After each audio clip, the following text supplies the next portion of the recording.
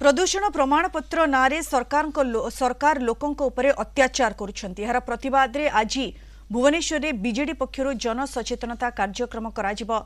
आगामी दिन में यह पूरा राज्यव्यापी कार्यक्रम कराजिबो बोली बिजु छात्र और युव जनता दल पक्षरु कहा जायछि। पीयूसीसी पई चालान क्लियर बाध्यतामूलक करी सरकार लोकों उपरे अत्याचार करुछंती। सरकार लोकों उपरे जुलम करुछंती।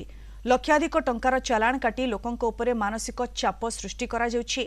सरकार नियम मुताबक जो गाड़ीर पल्यूशन प्रमाणपत्र नथिबो ताकू पेट्रोल पंपरे तेल मिलिबो नाही। जदि यह कार्यकारी हुए तेबे हजार हजार गाड़ी पेट्रोल पंप आगरे रखी आंदोलन कराजिबो बोली चेतावनी दैछि बीजेडी।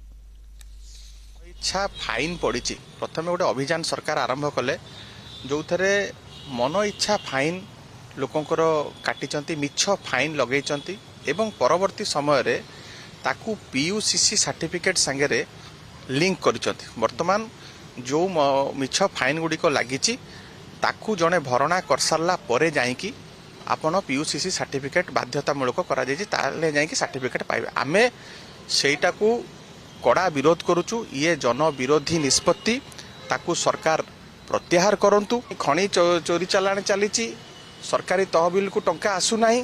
ये प्रत्येक लोकों पकेट रु किपरि भाव लुट करा जीवो सेति पई ये गोटे योजना करा जायछि। आकू आमे